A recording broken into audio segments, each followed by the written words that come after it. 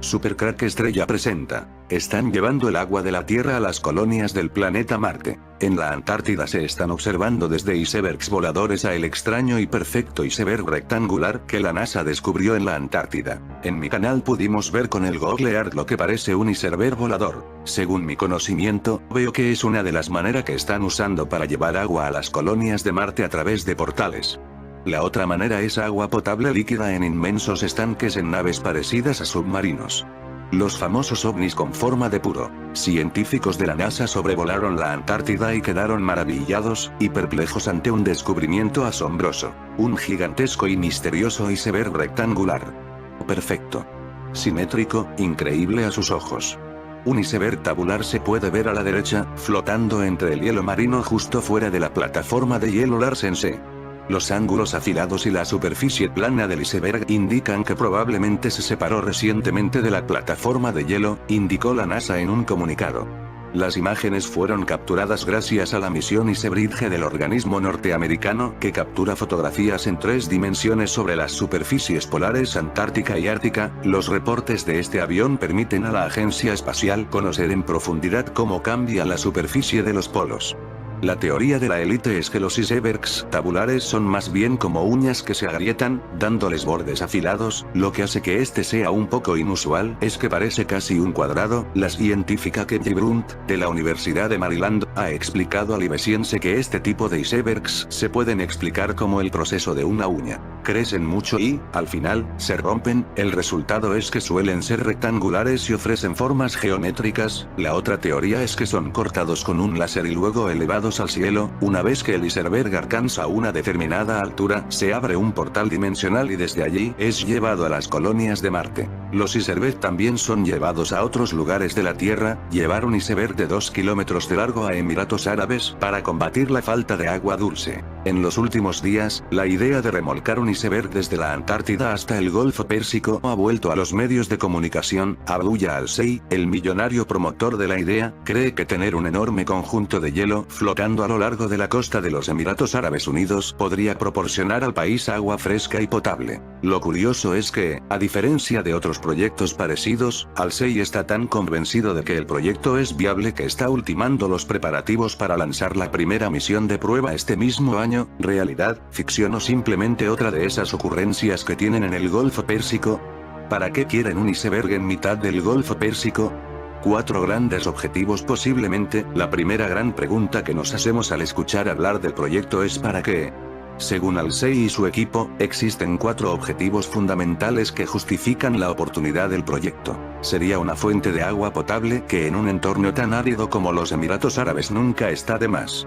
Al-Sei sostiene que su propuesta podría proveer de agua dulce a 1 millón de personas durante 5 años de forma mucho más barata que cualquiera de sus alternativas. No solo sería más barata que la desalinización, también tendría un menor impacto ambiental. Según los informes ambientales que dicen tener, los promotores subrayan el mínimo impacto ambiental de tener un cúbito en mitad del océano frente a las enormes cantidades de salmuera que se liberan diariamente al Pérsico y que ya están afectando a los ecosistemas de la zona. Por otro lado, los promotores plantean que es posible que la presencia del iceberg pudiera promover un pequeño cambio climático regional que aumentara las lluvias en la zona y supusiera un beneficio para la agricultura local. Hemos escrito sobre esto en varias ocasiones. Y, por último, aunque curiosamente puede ser el más razonable de todos, el turismo. Al-Sei está convencido de que el concepto de turismo glacial en el Golfo puede ser una atracción turística en sí misma que genere ingresos propios. ¿En qué fase está todo esto? Según explicaba el propio Al-Sei en Euronews, en fase de prueba. Ya están trabajando en un proyecto piloto que tendrá lugar este año y que remolcará un iceberg más pequeño a Ciudad del Cabo o Perth con el fin de probar el sistema. ¿Cómo lo moverán? La idea es seleccionar vía satélite una masa de hielo de unos 2 kilómetros de largo por unos 500 metros de ancho. Una vez identificado, la intención de Al-Sei es utilizar un cinturón de metal pendiente de patentar, que evite que el bloque de hielo se rompa durante un largo trayecto en el que se espera que se pierda hasta un 30% de su masa. Finalmente, se situará a 3 kilómetros de la costa de Fujairah, en Emiratos Árabes Unidos. ¿No se derretirá? Ese es el problema más evidente. Como dicen en Euronews, el iceberg estará parado en una zona con una temperatura media anual de 26 grados. Por lo que, no solo tendrán que empezar a recoger agua dulce nada más llegar al Golfo, sino que tendrán que pensar en ideas para que el iceberg aguante. ¿Cuánto costará? Según los cálculos de los promotores, llevar el iceberg al Golfo Pérsico costará entre 60 y 80 millones de dólares. Con estos icebergs podrían transformar el Golfo Pérsico en un lugar más verde y bajar las temperaturas, pero se necesitan enormes cantidades que podrían romper el equilibrio en el mundo. Algo parecido quieren hacer en el planeta Marte con estos icebergs, convertir Marte en un lugar más verde. El increíble plan de la NASA para transformar a Marte en un planeta habitable para los seres humanos. Marte en el pasado y ahora, según una ilustración de la NASA, el planeta rojo tuvo en el pasado una atmósfera y océanos, es más que posible que fuera algo muy parecido a la Tierra. En la Antártida se encontró un tipo de tierra que solo está en el planeta Marte. La élite satánica quiere reinvertir las cosas, creando un mundo de vida en Marte y dejando a la Tierra como está el planeta Marte en estos momentos. Sus propios creadores reconocen que se trata de una estrategia que puede parecer de ciencia ficción, pero aseguran que es viable. Científicos de la NASA, la Agencia Espacial de Estados Unidos, aseguran que Marte podría ser habitable si se crea artificialmente algo que la Tierra ya posee: un campo magnético protector. Este escudo es fundamental para evitar el impacto de la radiación y los potentes vientos solares, y podría generarse un campo similar en torno del planeta rojo, según investigadores de la División de Ciencia Planetaria de la NASA, PSD, por sus siglas en inglés. La falta de atmósfera hace que la temperatura pueda pasar de 20 grados diurnos a 80 grados bajo cero durante la noche. Pero el planeta rojo fue muy diferente en el pasado. Datos de las misiones MAVEN de la NASA y Mars Express de la Agencia Espacial Europea sugieren que Marte un campo magnético natural, pero este desapareció hace unos 4.200 millones de años y, como consecuencia, la atmósfera marciana desapareció progresivamente durante los siguientes 500 años. Lo que los investigadores se proponen, entonces, es recuperar mediante tecnología de punta al Marte del pasado, con su atmósfera, mayor temperatura y parte de sus antiguos océanos. En el futuro es bastante posible que se pueda generar un campo magnético de 1 o 2 teslas contra los vientos solares. Una atmósfera marciana con mayor temperatura y presión permitiría suficiente agua líquida en la superficie como para mejorar la exploración humana durante la década de 2040. Un ex general israelí dice que los extraterrestres existen y Trump estuvo a punto de revelarlo. Hay creada una federación galáctica entre Estados Unidos y los aliens, con base secreta en Marte, para investigar y comprender la estructura del universo. Esta sería la verdadera razón por la que montaron el fraude electoral y sacarlo de la Casa Blanca. Los extraterrestres existen y los humanos hemos conectado con ellos, lo afirma el general retirado del ejército israelí y actual profesor Haim Esed. En una entrevista al diario Yediot Aharonot, que está dando la vuelta al mundo, explica que tanto Israel como Estados Unidos llevan años tratando con seres de otros planetas, pero se ha mantenido en secreto porque la humanidad no está preparada. Esed, de 87 años, que fue jefe del programa de seguridad espacial de Israel durante casi 30 años y ha recibido 3 veces el premio de seguridad de su país, añade que incluso existe una federación galáctica que ha permitido hacer acuerdos con estas dos potencias terrestres, en su empeño por investigar y comprender la estructura del universo.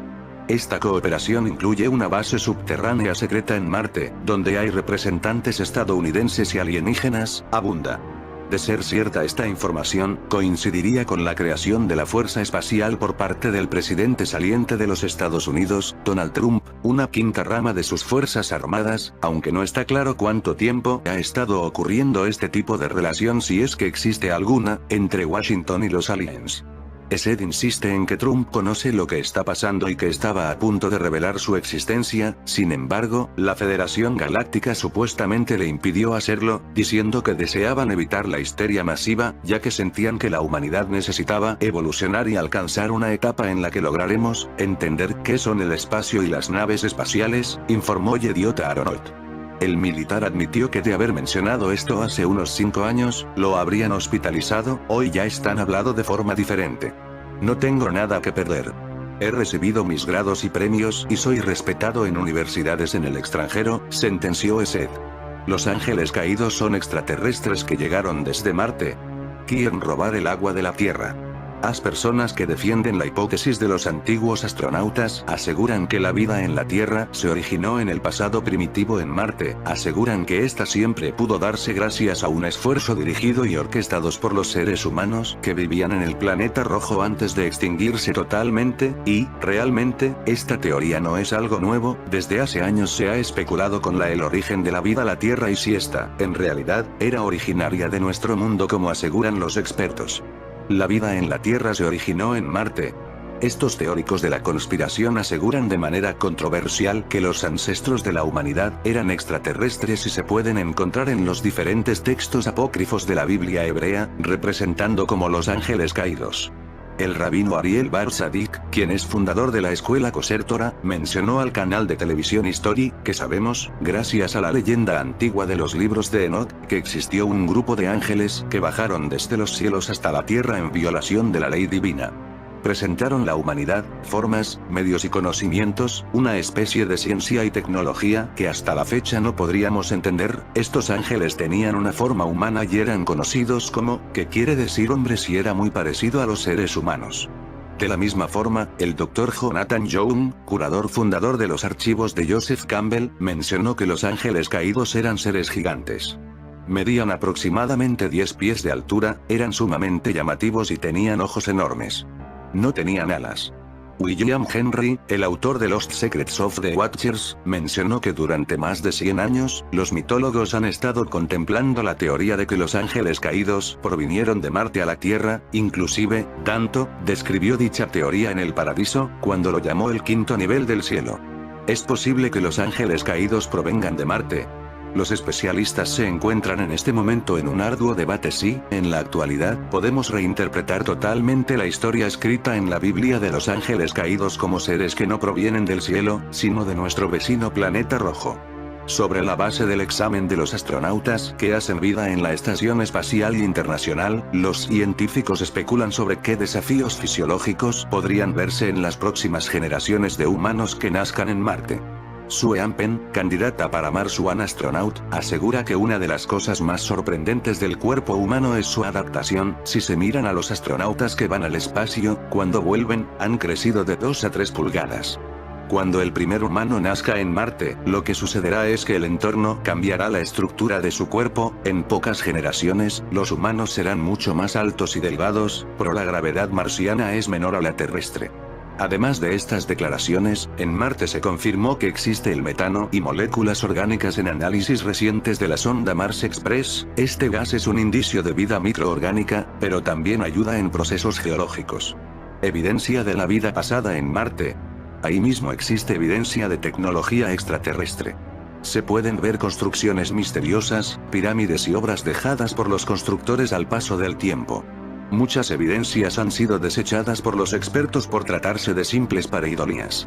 La élite ha conformado estas colonias para salvaguardar su propia integridad cuando la Tierra colapse, pero no de la totalidad, o al menos, parte de la especie humana en el momento que nuestro mundo se extinga. Es por eso que han comenzado a realizar todas esas pruebas e investigaciones en planetas vecinos, especialmente en Marte, porque saben que la vida ya se dio en ese planeta, y no cualquiera, sino la propia raza humana. En marzo del 2017, Israeli Newslive publicó una provocativa historia titulada Los ángeles caídos están encarcelados en la Antártida y aún están vivos.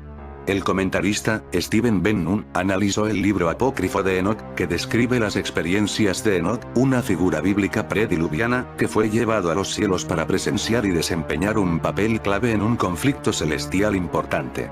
Estos ángeles caídos usaron de meteoritos para llegar a la Tierra. Enoch se convirtió en el principal intermediario entre los dos lados del conflicto, entre los ángeles caídos y los ángeles justos, que sirven a una deidad que todos se refieren como el Señor. Hubo múltiples problemas en el conflicto, como el cruce de los ángeles caídos y o la realización de experimentos genéticos con la humanidad, y la transmisión de conocimientos y tecnologías prohibidos a la civilización humana en desarrollo. El libro de Enoch comienza con la llegada de 200 ángeles caídos en el área del monte Hermón, que limita con el actual Líbano y Siria. Los ángeles caídos comenzaron a cruzar y o modificar genéticamente a los habitantes locales. Mientras que los ángeles caídos habían establecido un puesto de avanzada en el monte Hermón, fue en la Antártida a la que finalmente serían eliminados después de perder la batalla celestial con los ángeles justos, según el análisis de Ben Nun del libro de Enoch.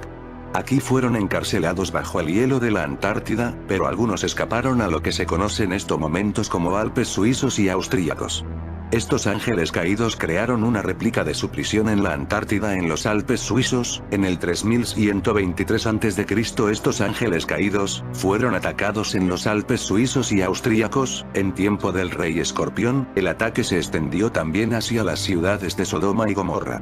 Él cita pasajes del libro de Enoch que son muy sugerentes de la Antártida como el lugar donde se llevó a Enoch para presenciar eventos celestiales. Y vi los vientos sobre la tierra que sostienen las nubes, y vi las sendas de los ángeles, lo vi al final de la tierra, el firmamento del cielo arriba. Y me fui hacia el sur, y ardía día y noche, donde había 7 montañas de piedras preciosas, 3 hacia el este y 3 hacia el sur.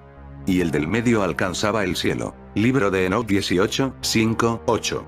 Lo que es interesante en el pasaje anterior es que Enoch se refiere a un lugar que ardía día y noche. Ben Nun cree que esto se ajusta a la descripción de la Antártida durante la temporada de verano en el hemisferio sur, cuando hay luz solar las 24 horas.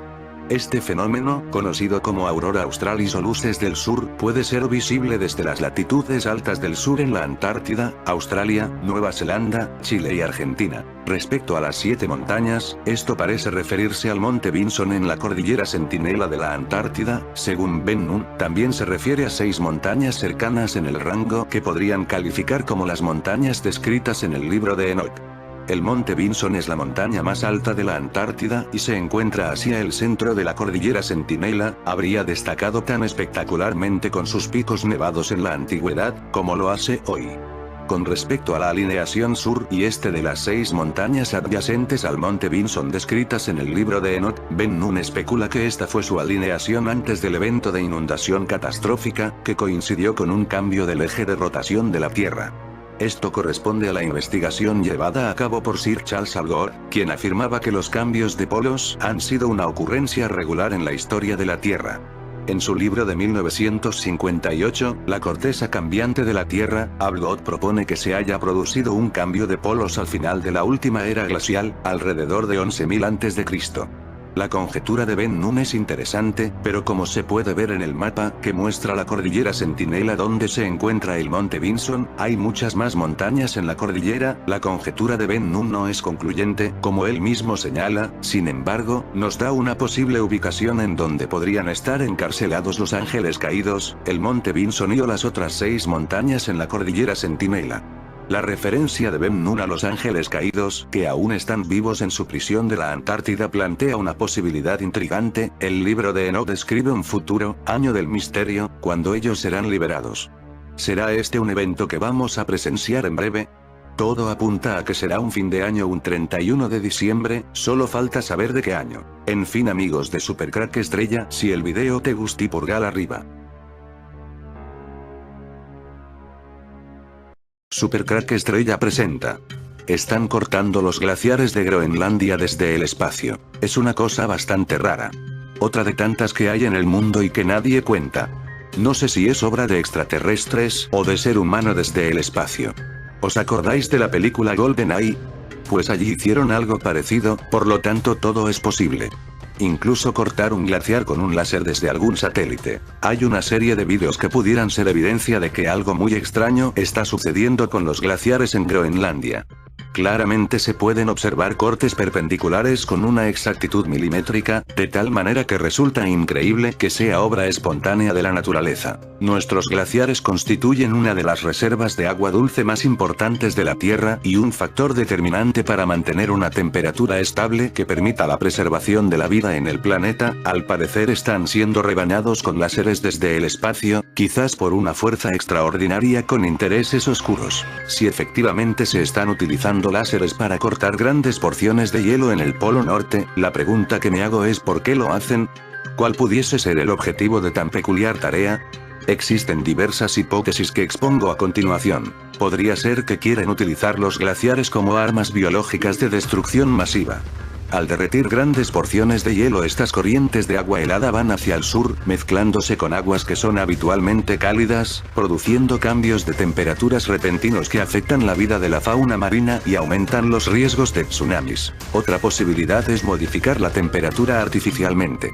El deshielo de los glaciares trae como efecto colateral un aumento inducido del calentamiento global, que puede dirigirnos literalmente a la muerte del planeta en unos cuantos años. La tercera posibilidad: destruir las reservas de agua dulce.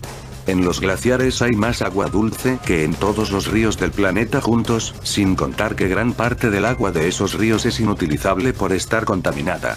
Si perdemos el agua de los glaciares, en pocos años pudiéramos estar dependiendo absolutamente de plantas potabilizadoras y muchos morirían por falta del vital líquido. No quiero aventurarme a afirmar que esto es una verdad irrefutable, sin embargo comparto las imágenes contigo y el link del vídeo para que llegues a tus propias conclusiones.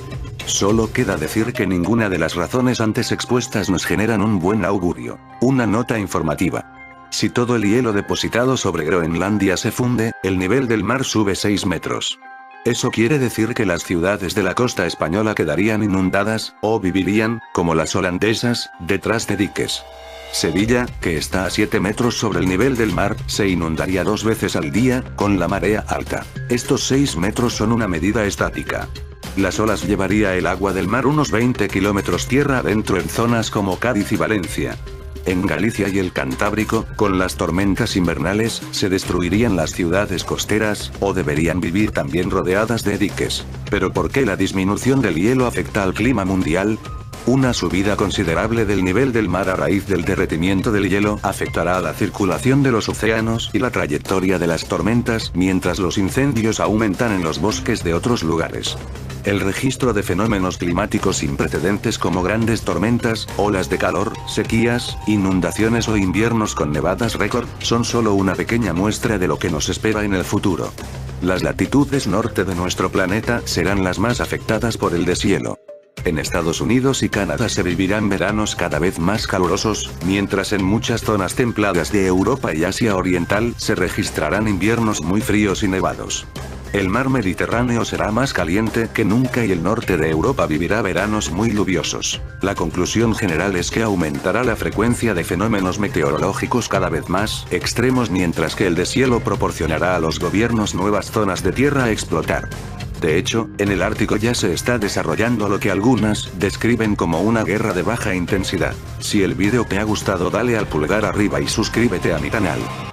Supercrack Estrella presenta ángeles caídos encarcelados en la Antártida y icebergs portaaviones para su llegada. La NASA descubrió un misterioso iceberg rectangular en la Antártida. ¿Podrían ser estos icebergs portaaviones de los ángeles caídos encarcelados en la Antártida? La teoría puede parecer ciencia ficción, pero en los años 40 ya se trabajó y hubo un proyecto de iceberg portaaviones llamado Habacuc. La NASA compartió esta semana una imagen de un iceberg en la Antártica que llamó la atención de los usuarios. Se trata de un trozo de hielo que pareciera estar perfectamente cortado por el hombre en forma rectangular, sin embargo, es solo un trozo del Larsen C, el iceberg que se separó el año pasado en esta zona del planeta. En esta zona de la Antártida llamada Larsen C, muchos icebergs están quedando a la deriva por deshielo, así que un futuro este misterioso iceberg rectangular en la Antártida podría estar también a deriva por deshielo navegando por el mar. La fotografía forma parte de la expedición de la Agencia Espacial de Estados Unidos llamada Operation Icebridge, que busca entender cómo el hielo ha cambiado en los últimos años, al menos en términos de espesor, acumulación o ubicación, entre otros factores. Si bien es extraño para muchos creer que este trozo de hielo no fue manipulado por científicos, la NASA detalló que es una pieza formada completamente por la naturaleza. La tradición muestra a los icebergs como el que se ve en la película Titanic, un trozo de hielo con cortes irregulares, con una pequeña porción sobre el nivel del mar. Sin embargo, estos icebergs son llamados tabulares y se caracterizan por sus laterales verticales, generalmente rectos, y una planicie en su superficie. Aunque esto es la versión oficial, ya que parece que este iceberg fue cortado por un rayo láser obra quizás de los ángeles caídos. Usualmente estos se crean al desprenderse de formaciones de hielo más grandes. De acuerdo a la científica de la NASA Kelly Brunt, sus bordes aún afilados pueden ser una señal de que no se trata de un iceberg viejo, ya que el viento, las olas y las corrientes comenzarán a redondearlo. Esta formación aún no ha sido estudiada completamente, por lo que la misión Iceberg lo tomará como objeto de análisis para determinar cómo fue su proceso de creación y así entender de mejor manera los icebergs tabulares. Este iceberg podría correr el mismo destino que el gigantesco iceberg A68, que estaba en la misma zona que este iceberg cuadrado encontrado por la NASA, en la plataforma Larsen C. Parece un iceberg portaaviones a la espera del deshielo, esperando su momento para partir con estos ángeles caídos encarcelados en la Antártida, con nuestro destino en el punto de mira. ¿Dónde está ahora el gigantesco iceberg A68 desprendido de la Antártida? Imágenes de satélite muestran el desplazamiento relativamente rápido de esta masa de hielo casi 2 veces mayor que Isla de Mallorca. El gigantesco iceberg A68, desprendido de la plataforma Larsen C a principios del pasado mes de julio, navega a la deriva frente a la costa de la península antártica sin que se observe de momento ninguna rotura importante. Después de unas semanas de casi total oscuridad en la zona, la Antártida prácticamente no recibe la luz del sol en esta época del año. Las imágenes captadas durante los últimos días por los equipos del satélite Sentinel-3, Agencia Espacial Europea, muestran el movimiento relativamente rápido del cuerpo central de este bloque de hielo de casi 6.000 kilómetros cuadrados de superficie, casi el doble que la isla de Mallorca.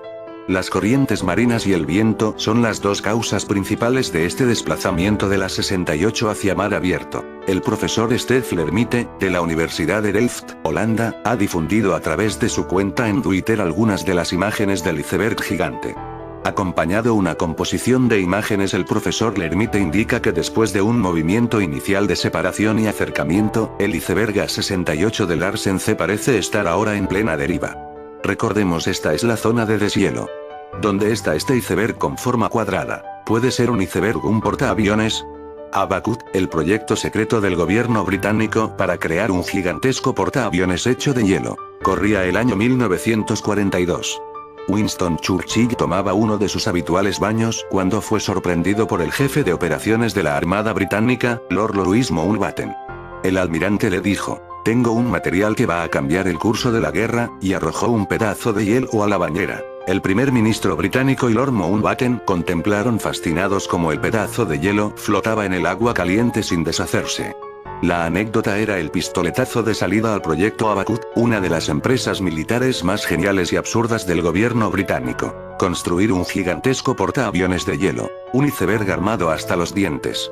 La idea original del proyecto la tuvo, meses antes, un científico del Centro de Operaciones Combinadas del Ejército Británico llamado Geoffrey Pike.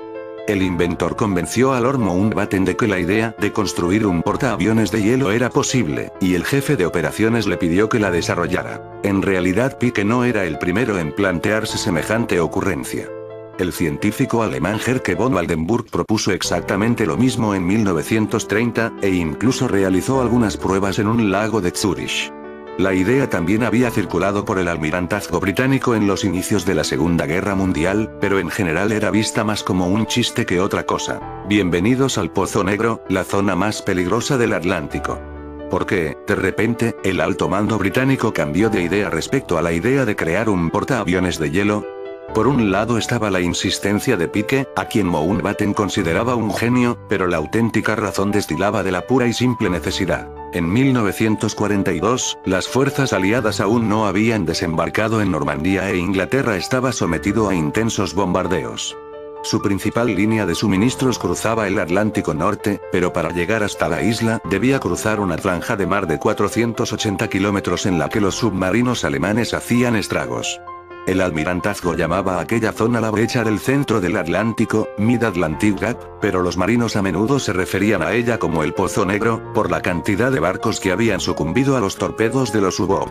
Los bombarderos aliados, equipados con cargas de profundidad, hacían un trabajo eficaz protegiendo a los cargueros de los submarinos, pero había un problema: su alcance máximo era muy limitado.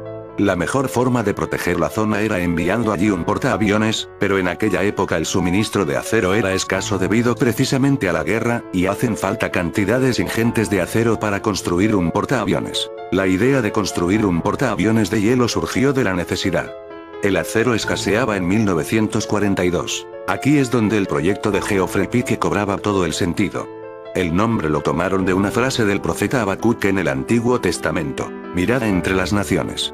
Observad, asombraos, y admiraos, porque haré una obra en vuestros días que no creeríais si aunque os la contaran.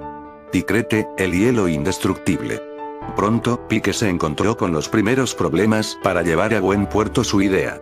Su diseño inicial consistía en un enorme bloque de hielo refrigerado mediante tubos de aire frío construidos en su interior. Desgraciadamente, el hielo es duro pero también quebradizo, y tiende a deformarse bajo altas presiones. Los problemas de Pique los resolvieron dos científicos estadounidenses del Instituto Politécnico de Brooklyn. Los investigadores comenzaron a probar diferentes aditivos para tratar de hacer el hielo más resistente, y pronto dieron con una solución. Mezclando agua de mar con virutas de celulosa, lo que vulgarmente se conoce como serrín, en una proporción del 86.114%, el hielo adquiría una resistencia 14 veces superior al hielo convencional. Tras el descubrimiento del picrete, Pique recibió vía libre para construir un primer prototipo. Su objetivo era muy ambicioso. El HMS Abacut que había propuesto a la Armada era un portaaviones sencillamente descomunal. Su tamaño era 3 veces mayor que el del mítico Titanic, 269 metros, y casi equivalente a 3 portaaviones de la clase Nimitz, 332 metros.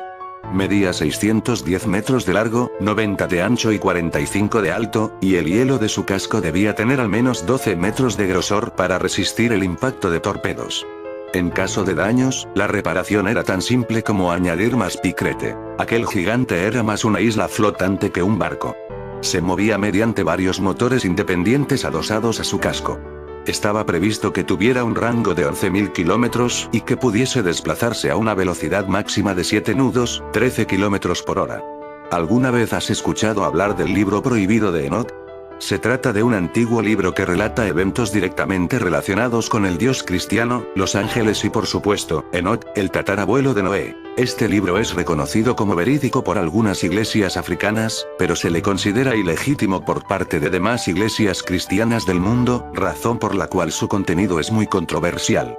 Es de allí de donde surge la extraña teoría de los ángeles caídos. De algunos de sus pasajes se desprende la idea de que existen un grupo de ángeles caídos que fueron castigados por Dios como consecuencia de su rebelión, y una serie de descubrimientos científicos recientes han traído a la luz una perturbadora teoría. Según ciertas teorías no oficiales, en una remota región de la Antártida conocida como Tierra de Wilkes en realidad se esconde una gigantesca prisión para criaturas angelicales caídas en desgracia, aislados del resto del mundo por una gruesa capa de hielo.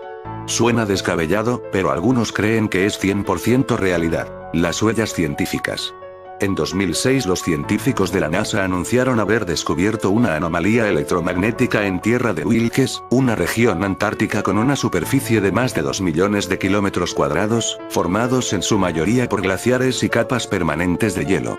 Según los expertos, esta anomalía sería causada por la presencia de un objeto colosal escondido debajo del hielo. Esta zona en particular es conocida como el cráter de Tierra de Wilkes y tiene una longitud de casi 500 kilómetros, causado por el impacto de un meteorito el doble de grande que el que acabó con los dinosaurios. Este es sin lugar a dudas el cráter de mayor tamaño de todo el mundo, pero lamentablemente permanece oculto bajo una capa de hielo de más de 1 kilómetro de espesor. Pero, ¿es esto lo que realmente pasó? Algunos teóricos de la conspiración creen que en realidad esta gigantesca estructura es la prisión en la que Dios encarceló a los ángeles caídos que se rebelaron en su contra, y algunos creen que todavía están vivos y tratando de escapar. Según la increíble propuesta, un total de 200 ángeles descendieron de los cielos y corrompieron a los humanos con los que entraron en contacto, enseñándoles a asesinar, robar y cometer toda clase de atrocidades. Este oscuro episodio terminó en una batalla colosal entre los ángeles fieles a Dios y los que se rebelaron contra él. Finalmente, las fuerzas de Dios superaron a los corruptos y fueron desterrados al Tártaro, que algunos creen que se trata en realidad de la Antártida. Y me dirigí hacia el sur, y ardía día y noche, donde había 7 montañas de piedras preciosas, 3 hacia el este y 3 hacia el sur, se lee en uno de los pasajes del libro prohibido de Enoch. Según algunos teóricos, este extracto se puede interpretar como el verano en la Antártida, donde el sol brilla las 24 horas del día. Por otro lado, el cielo ardiente también puede interpretarse como la aurora austral, las luces del sur. En la fantástica novela de ficción El demonio de la Antártida, Carlos Saiz ya nos habla de este lugar como el lugar donde habitan los demonios. Ya sé muchos pensaréis cómo puedo tomar en serio una novela de ficción, pero tengo mis razones para pensar que realmente Carlos Saiz contó una historia real como una novela de ficción. Carlos Saiz no era solo un escritor de ficción, era un genio y solo hay que ver su currículum para darse cuenta de ello. Carlos Saiz Idoncha, Ciudad Real, 13 de febrero de 1939, Madrid, 27 de marzo de 2018, escritor español, uno de los clásicos en el género de la ciencia ficción española, en el ámbito de la space opera. Autor polifacético, además de su obra literaria en el fantástico, la ciencia ficción y el terror, fue un ensayista y divulgador literario en este campo y también investigó y publicó en el campo de la historia militar y de España. Carlos Saiz fue hijo del prestigioso veterinario de Ciudad Real Dr. de Laureano Saiz Moreno, 1906-2006, científico de talla internacional y académico, y puede afirmarse que tuvo en él un ejemplo vivo de aprecio por el estudio, responsabilidad y respeto por la ciencia. Tras sus primeros estudios Ciudad Real, Carlos Saiz Idoncha se instaló en Madrid y se licenció en física en la Universidad Complutense de Madrid, donde tuvo profesores de gran valía como el institucionista Salvador Velayos, especialista en electromagnetismo y campos de energía. Al poco de acabar la carrera preparó las oposiciones al Cuerpo Nacional de Meteorología, obteniendo plaza brillantemente. Además de sus estudios, desde muy joven había sido un gran lector de literatura en español, inglés y francés, idiomas que hablaba su madre, Eloísa Cidoncha, quien había ayudado a su marido como traductora en su actividad científica. Carlos no dejó de formarse en toda su vida acumulando una cultura enciclopédica. El fantástico y la ciencia ficción, la historia y la historia militar centraron su interés. Su obra literaria refleja esas preocupaciones, donde también encontramos una especial sensibilidad social en algunas de sus obras más representativas. En los años posteriores prosiguió sus estudios, obtuvo el título de graduado social, diplomado en criminología, obtuvo la licencia de detective privado, se licenció en Derecho colegiado en Madrid y, finalmente, se doctoró en Ciencias de la Información con una tesis doctoral pionera sobre la ciencia ficción en España. Es imposible creer que en esta novela El demonio de la Antártida todo es ficción, aquí hay mucho de real. Él fue de los primeros en poner el foco en la Antártida, como lugar donde están los ángeles caídos. Su novela comienza. Desde los tiempos más remotos, desde mucho antes de comenzar a escribirse la historia, el hombre temió a los hielos. Los hielos, que una y otra vez, en el transcurso de las eras, se alzaron desde sus refugios boreal y austral para lanzarse a la conquista del mundo, arrasando con cuanta vida orgánica hallaron a su paso, sin exceptuar la del mismo hombre, el titulado rey de la creación. Fueron los períodos glaciales, las grandes catástrofes heladas.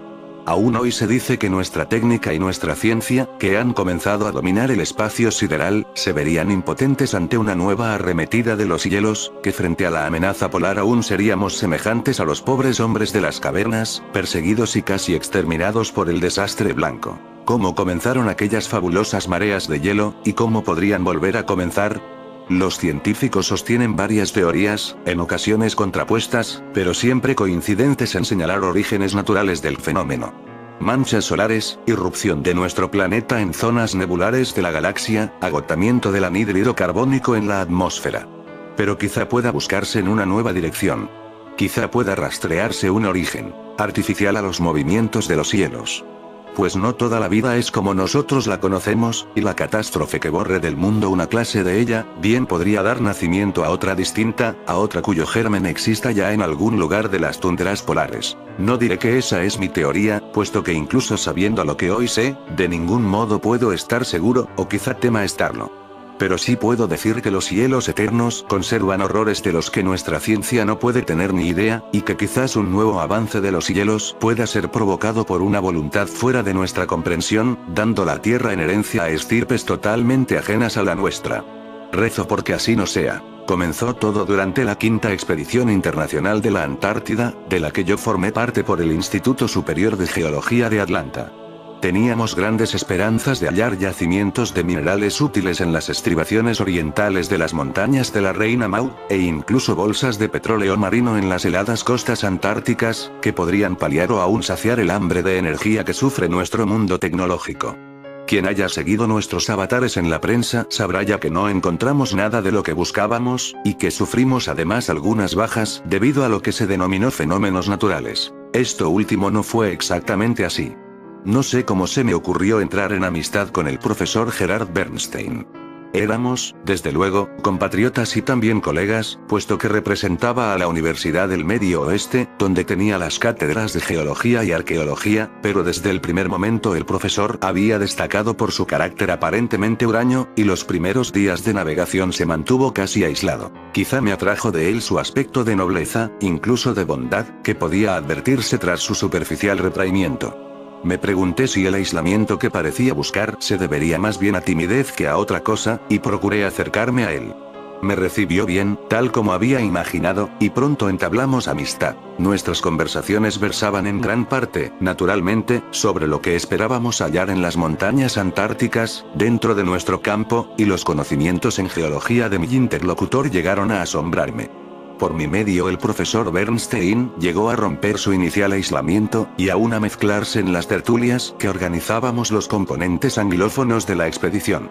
Sin embargo, nunca fue demasiado locuaz en tales reuniones, limitándose en general a escuchar. Estábamos, ya, relativamente, cercanos a nuestro objetivo, cuando, mientras varios de nosotros contemplábamos desde cubierta un soberbio iceberg flotante, el sismólogo escocés McCulloch me informó de algo que yo no sabía sobre la personalidad de mi amigo. Conozco desde hace tiempo al rector de su universidad, dijo, y puedo decirte que allí están todos un poco asustados con él.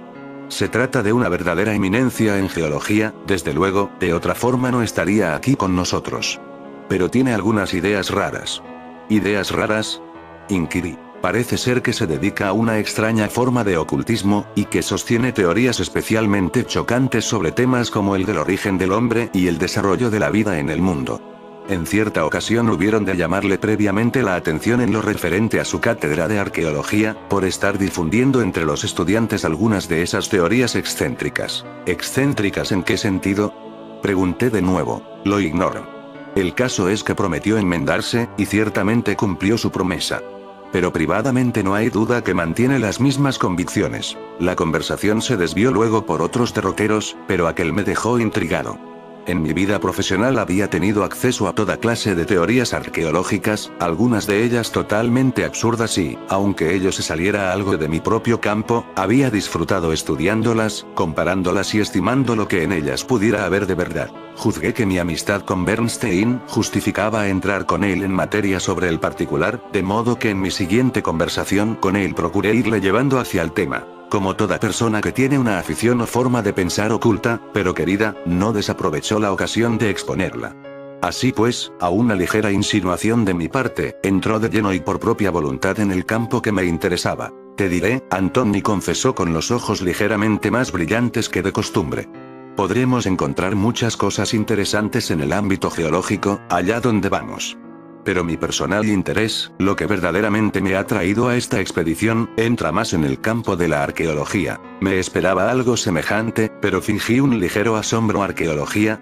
¿En la Antártida? Precisamente, respondió. ¿No oíste hablar del informe de la expedición Dalley, en 1930?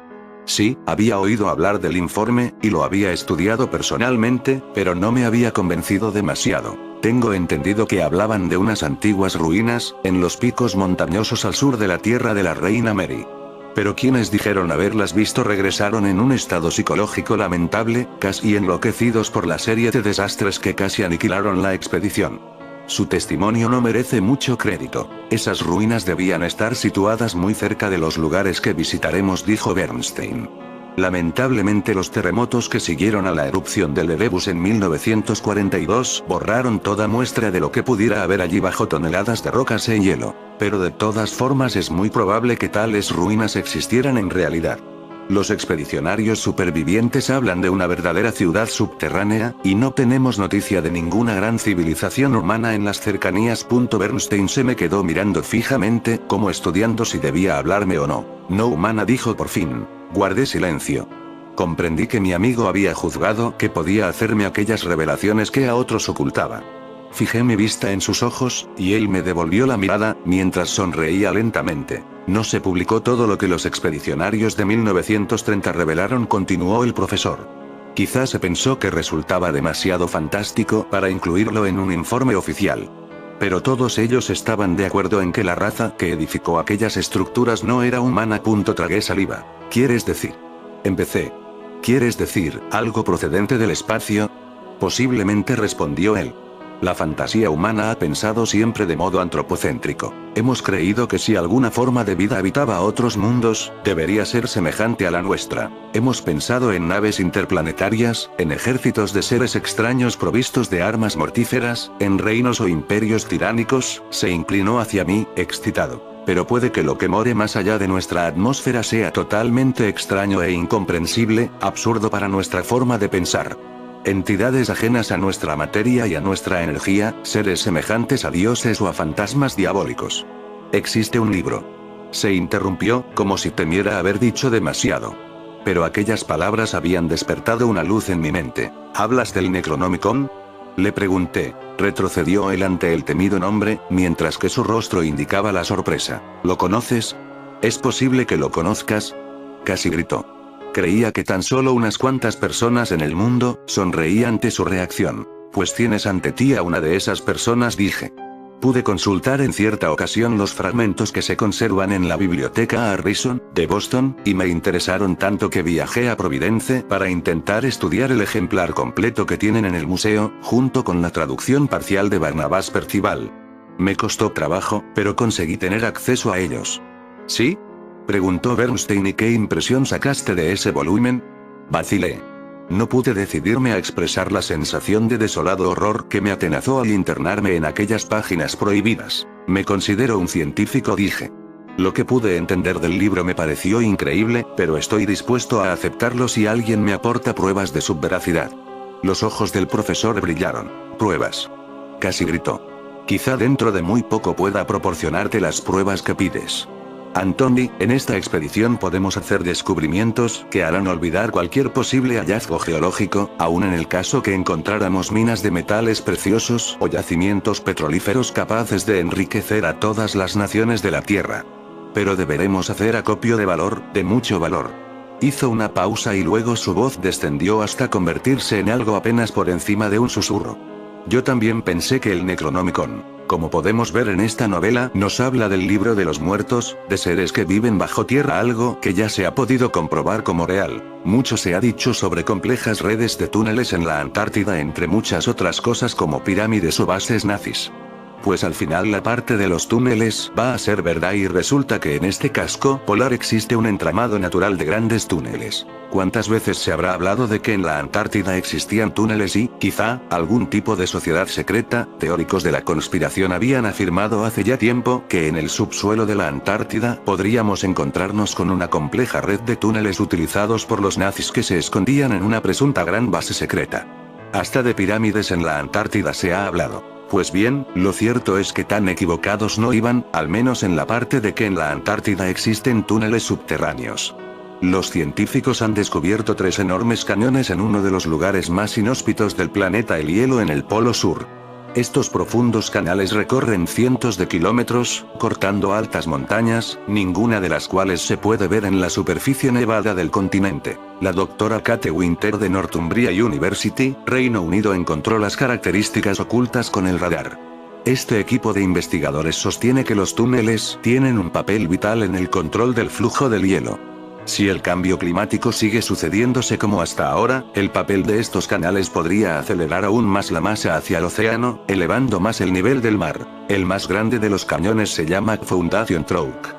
Tiene más de 350 kilómetros de largo y 35 kilómetros de ancho. Esto quizá podría equipararse a un valle profundamente enorme entre Londres y Manchester. Los otros 2 canales son también muy grandes. El canal de Patuxent tiene más de 300 kilómetros de longitud y más de 15 kilómetros de ancho. Y todo esto está enterrado bajo cientos de metros de hielo. Para llegar a la profundidad del Foundation Trough, tendríamos que perforar más de 2 kilómetros de cobertura de hielo. Es posible que estos túneles conecten con lo que llaman los Alpes suizos de la Antártida, el lugar donde están los ángeles caídos encarcelados en la Antártida. A la espera de coger sus icebergs portaaviones. Finalmente se ha conseguido cartografiar y probar la existencia de las montañas más secretas del planeta, las montañas Gamburtsev.